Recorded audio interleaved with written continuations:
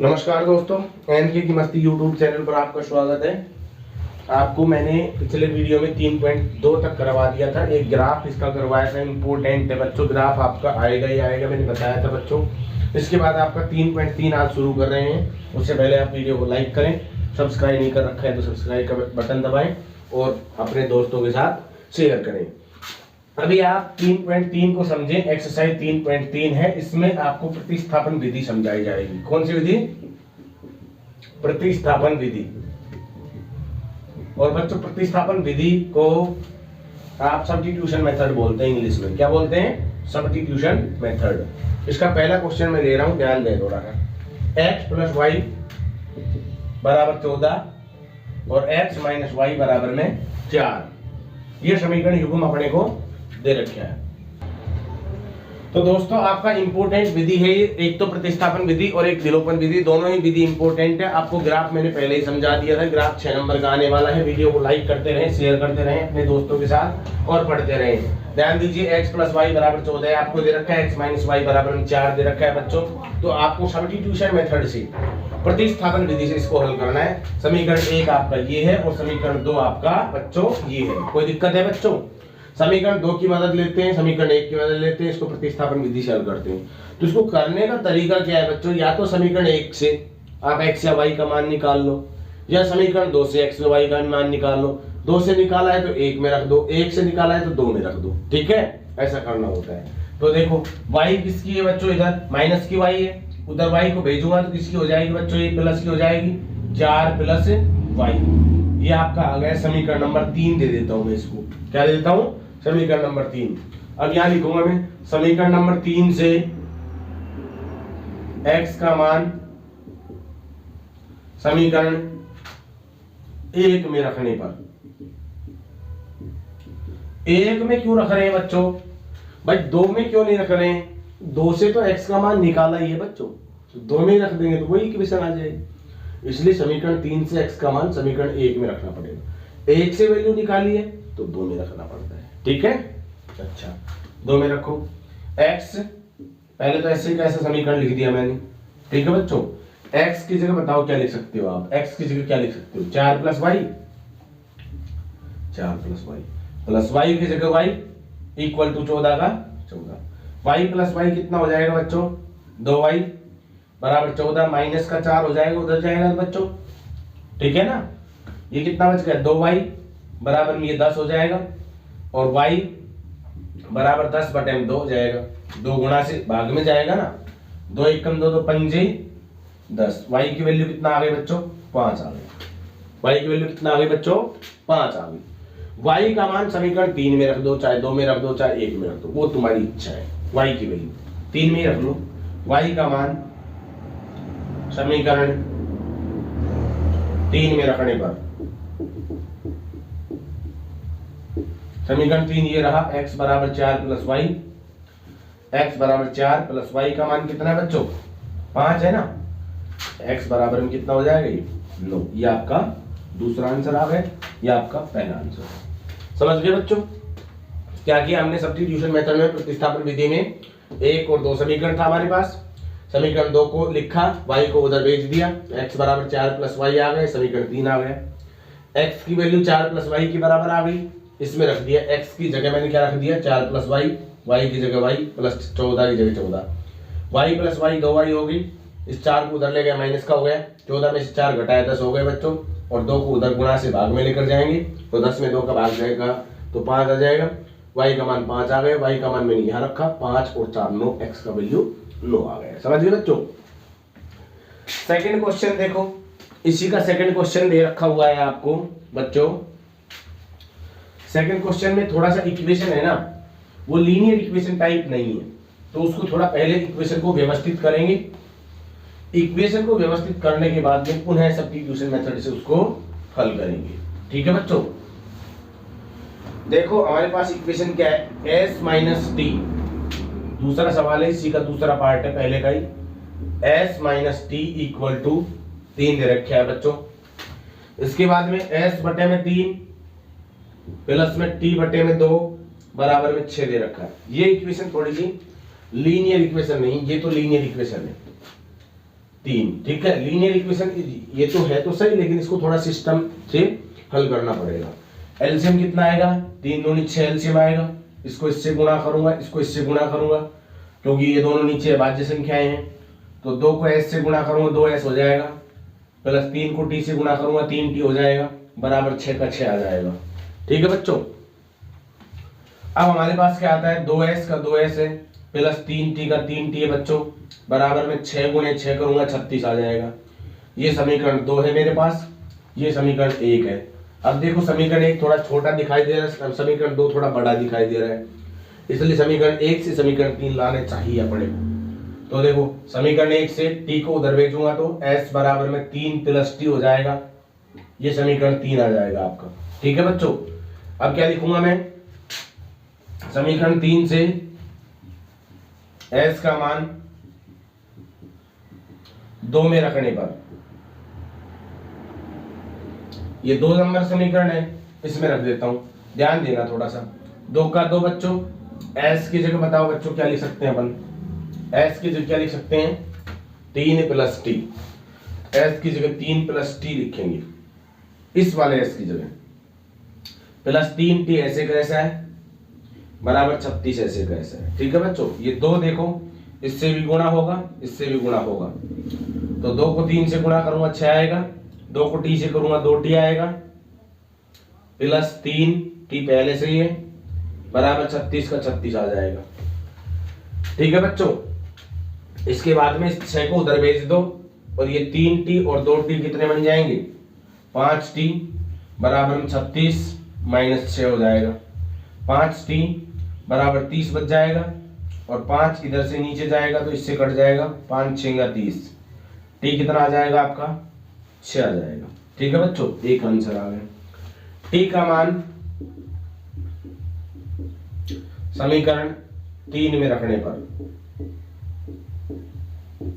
t का मान बच्चों समीकरण 3 में पुट करिए, s बराबर 3 प्लस t का मान कितना है बच्चों 6, s बराबर कितना आ जाएगा आपका 9, ये आपका दूसरा आंसर हो जाएगा।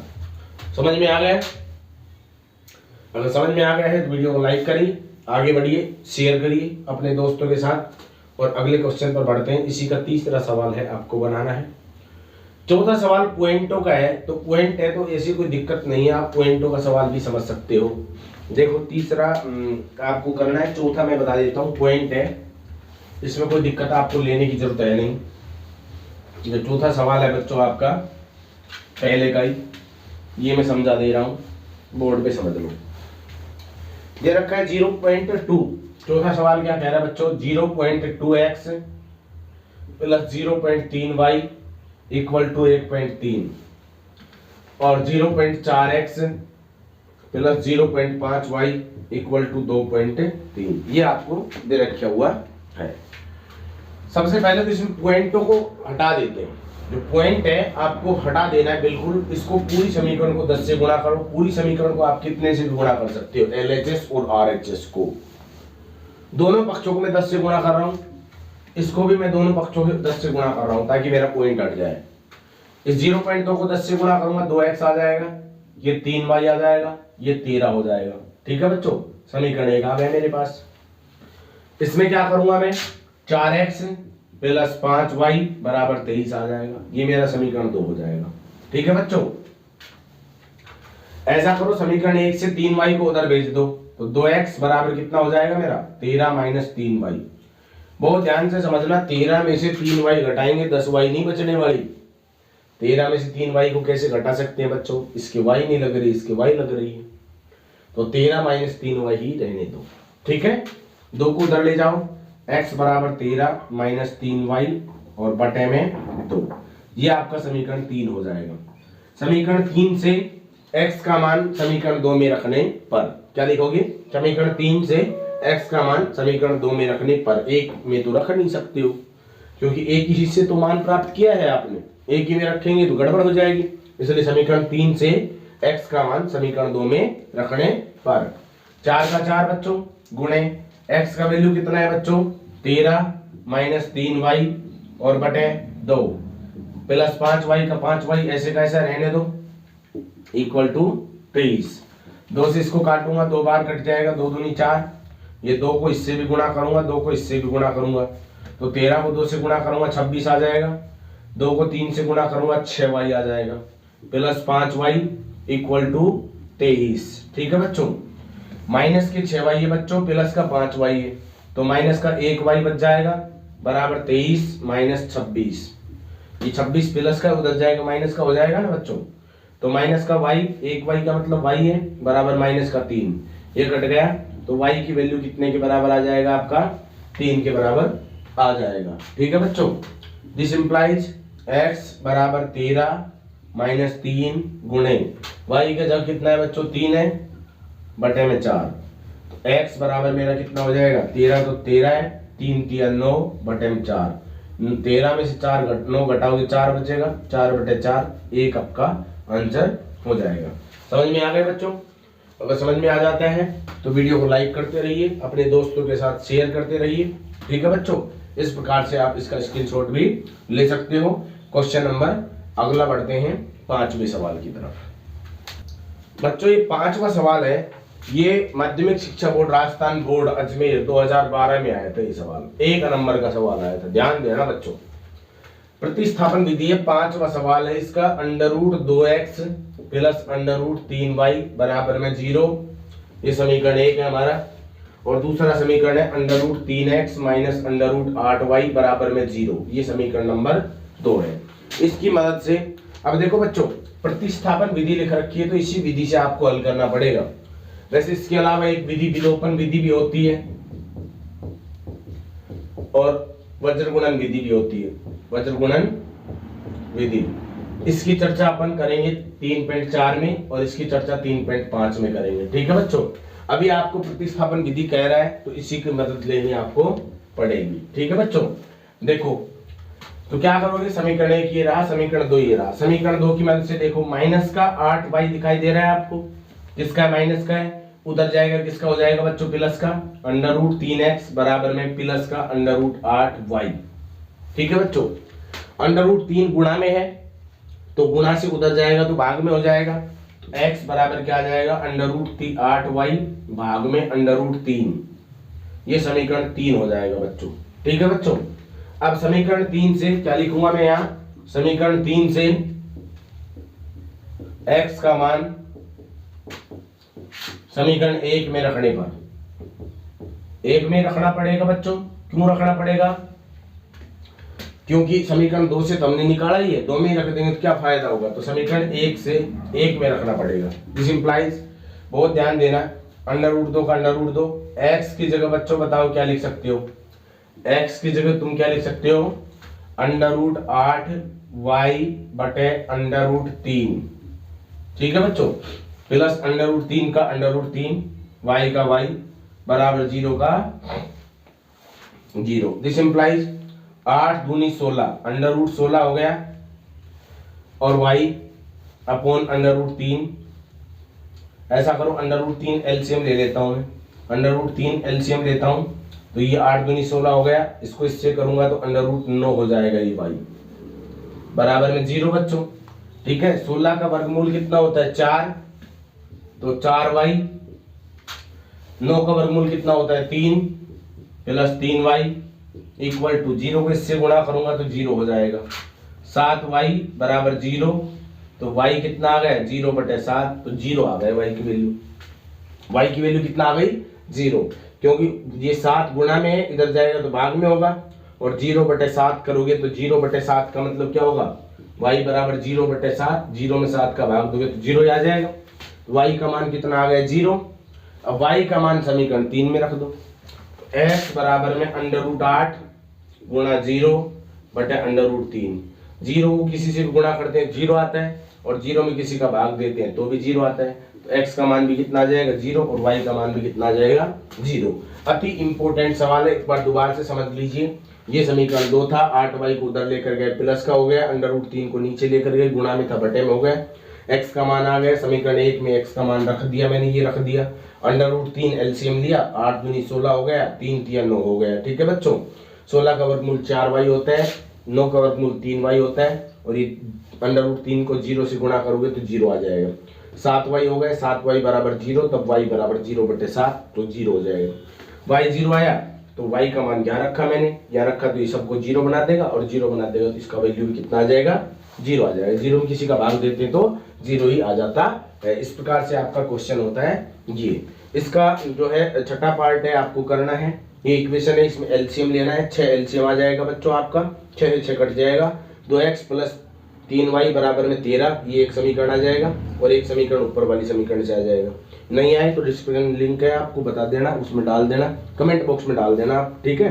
सवाल समझ नहीं आता है प्रश्न नंबर 2 लेऊंगा अब इसके बाद, तो वीडियो को लाइक करें, आगे बढ़ते रहें और क्वेश्चन नंबर 2 को देखें। हाँ तो दोस्तों दूसरा सवाल अति इंपोर्टेंट है बच्चों, मोस्ट इंपोर्टेंट लगाओ, पहले तो इसको मोस्ट इंपोर्टेंट लगाओ, और ये सवाल आपका आ सकता है 3 नंबर में आ सकता है बच्चों, ठीक है बच्चों। और इसके साथ साथ ये मैं आपको विलोपन विधि भी समझा दूंगा, ध्यान से समझो। समीकरण 1 और समीकरण 2 आपको दे रखे हैं बच्चों, और y बराबर mx प्लस 3 दे रखा है, तो m का मान ज्ञात करें, ये हमारा सवाल है। तो बच्चों सबसे पहले तो मैं आपको बताना चाहता हूं कि आपको ऐसे 2 समीकरण मिले तो आप या तो x का गुणांक बराबर कर लो, x के जो आगे संख्या है ना वो, x के आगे संख्या बराबर है तो बहुत बढ़िया है, बराबर नहीं है तो बराबर कर लो। कैसे करोगे, जैसे मान लो यहाँ 3 होता तो इस पूरे समीकरण को 3 से गुणा करता, और इस पूरे समीकरण को 2 से गुणा करता। अब बराबर है तो मुझे कोई दिक्कत ही नहीं है, तो मैं समीकरण 1 ये रहा मेरा, समीकरण 2 वो रहा, 2x माइनस 4y बराबर माइनस 24, ये समीकरण 2 है। और मैं इसको विलोपन विधि से हल कर रहा हूँ, क्योंकि विलोपन विधि से इसलिए कर रहा हूँ क्योंकि इस सवाल में कहीं नहीं रहा भाई कोई सी विधि से कर लो, तो साथ के साथ विलोपन भी सीख लो। विलोपन विधि, एलिमिनेशन मेथड, इंग्लिश मीडियम वाले अगर बच्चे हैं तो एलिमिनेशन मेथड बोलते हैं बच्चों इसको, ठीक है बच्चों।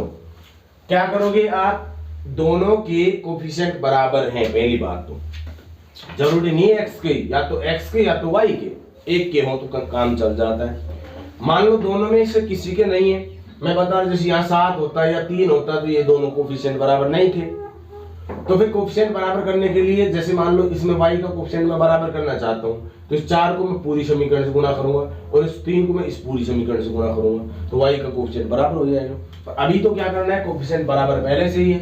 अब आप देखो जो कोफिशिएंट बराबर है उसकी चिन्ह देखो, दोनों प्लस के हैं तो लिखो घटाने पर बाय सब्ट्रैक्टिंग, दोनों माइनस के हैं तो भी बाय सब्ट्रैक्टिंग, एक प्लस का है एक माइनस का है तो बाय एडिंग लिखना पड़ता है, ठीक है। इसके चिन्ह को देखना है पर इस वाले को नहीं देखना।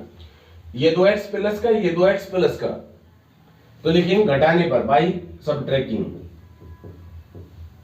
घटाने पर नीचे वाले समीकरण की चिन्ह बदली हो जाते हैं, माइनस प्लस प्लस, समझ गए, चिन्ह बदली हो गई, ये कट गया। ये 3y प्लस का है, 4y भी प्लस का ही है, 7y हो गया बच्चों बराबर, इसको ऐड करोगे तो 35 हो जाएगा बच्चों। y बराबर कितना आ जाएगा, 35/7, 7 पंजे 35। y का मान कितना आ गया बच्चों, 5 आ गया। y का मान कितना आ गया, 5 आ गया। इतनी बात समझ में आ गई। y का मान समीकरण 2 में रखने पर 1 में रख सकते हो, यहाँ मान कहीं रख दो, कोई फर्क नहीं पड़ने वाला। 1 में रखना चाहते हो 1 में रख लो, 2 में रखना चाहते हो 2 में रख लो, तुम्हारी मर्जी है। 1 में रख के दिखाऊं, लो 1 में रख देता हूँ, क्योंकि वहां माइनस माइनस हो रहे, यहाँ पर सीधा समीकरण है, फायदा आपका होगा। 2x प्लस 3y बराबर 11, ये समीकरण था ना एक अपना। y का मान कितना है बच्चों, 5, y जित भी हो तो क्या रखेंगे 5, 2 का 2, x का x, प्लस का प्लस, 3 का 3, कुछ भी चिन्ह गुणा, y की जगह 5 बराबर 11 का 11, 2x प्लस 15 हो गया, ये 5 थी 15 बराबर 11, 2x बराबर 11 माइनस 15, 11 में से 15 घटाएंगे तो बच्चों कितना हो जाएगा, ये 2x बराबर में 11 में से 15 गया तो माइनस का 4, x बराबर माइनस का 4/2, x कितना आ जाएगा, माइनस का 2। x का मान आ गया बच्चों, y का मान आ गया। x का और y का मान इस इक्वेशन में रखेंगे, ये इक्वेशन अलग से आपको दे रखा हुआ है बच्चों, ये इक्वेशन आपको अलग से दे रखा हुआ था। तो y की जगह कितना रखेंगे 5 बच्चों, m की जगह m रखेंगे, गुणे x की जगह -2 है बच्चों, प्लस 3 का 3 है बच्चों, ठीक है बच्चों। क्या करोगे, 3 को इधर ले आओ, 5 - 3 बराबर m गुणे माइनस का 2, ठीक है बच्चों। 5 में से 3 घटाओगे तो 2 बच जाएगा, और एक गुणा में माइनस का 2 है तो बटे में माइनस का 2 हो जाएगा, बराबर m। 2 1 कम 2, एक बार कटेगा तो m बराबर -1 आपका आंसर हो जाएगा। समझ गए? अति इंपॉर्टेंट है, स्क्रीनशॉट ले सकते हो, वीडियो को लाइक कर सकते हो। आगे तो बढ़ना है ही अपने को। क्वेश्चन नंबर स्टेटमेंट वाले क्वेश्चन अपन ले रहे हैं। अगर अपन स्टेट वाले क्वेश्चन लेते हैं तो इसमें से पहले आपको इक्वेशन बनानी पड़ती है बच्चों, इसके बाद में आपको इन इक्वेशन को प्रतिस्थापन लेकर रखे हैं, तो इसी से आपको हल करना ही पड़ेगा।